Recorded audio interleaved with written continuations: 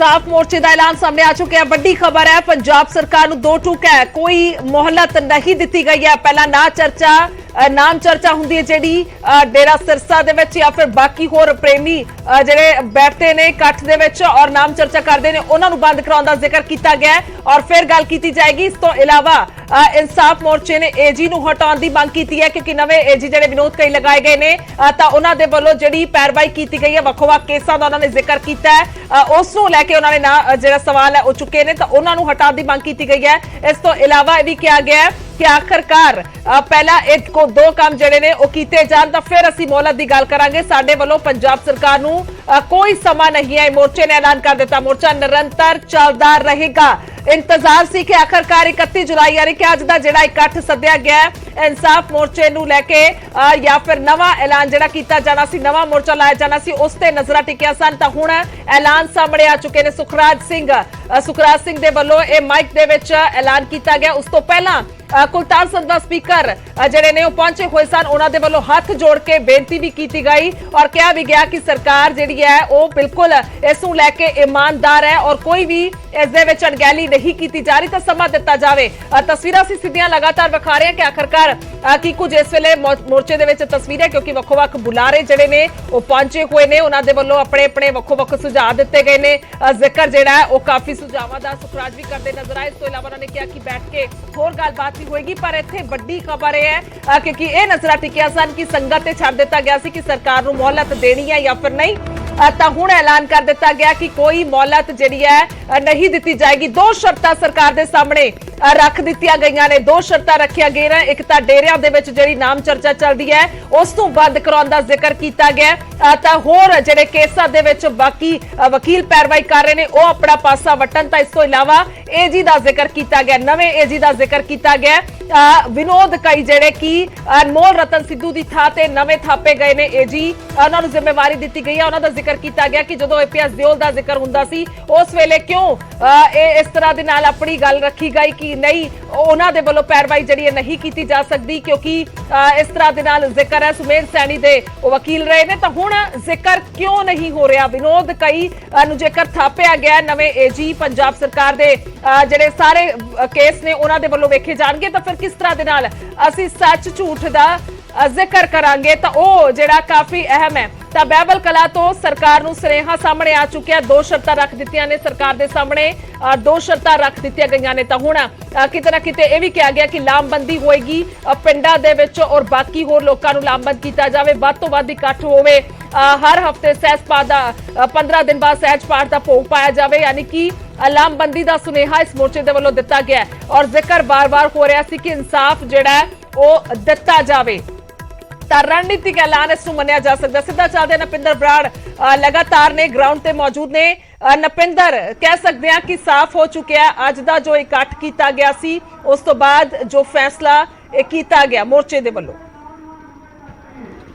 देखो हाले फाइनल फैसला किया नहीं गया, हाले विचार की जानी है। उन्होंने कहा कि गुरमता किया जाएगा, यानी जेडे लोगों के सुझाव आए ने वो चाहे वो 5 7 10 ने जिन्होंने लोगों ने तकरीरां कीतियां वो हुण बैठणगे।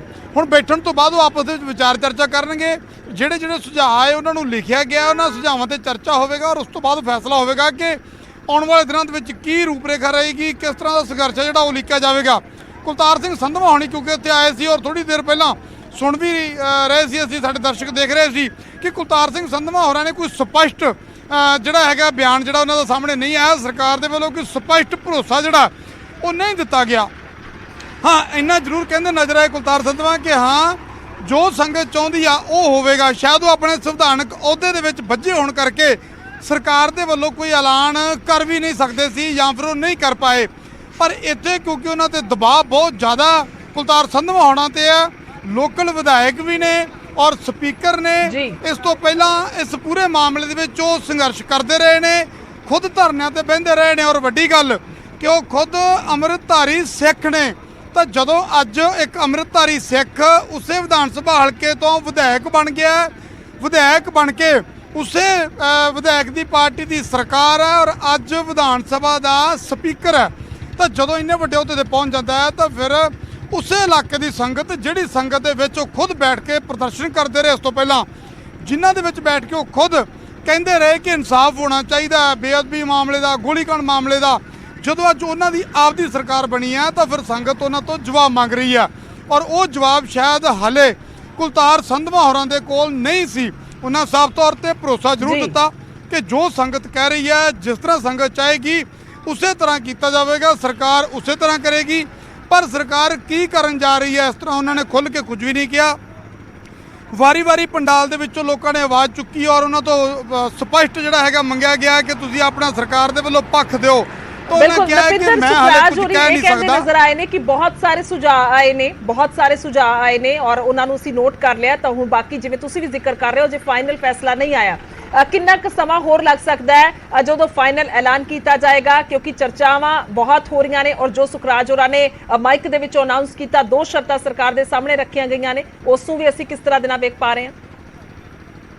ਗੁਰਜੋਤ, ਜਿਸ ਤਰ੍ਹਾਂ ਮੈਂ ਪਹਿਲਾਂ ਜ਼ਿਕਰ ਕਰ ਰਿਹਾ ਸੀ ਕਿ ਜਦੋਂ ਹੁਣ ਤਕਰੀਰਾਂ ਪੂਰੀਆਂ ਹੋ ਗਈਆਂ, ਕੁਲਤਾਰ ਸੰਧਵਾ ਹੋਣੀ ਬੋਲ ਕੇ ਚਲੇ ਗਏ।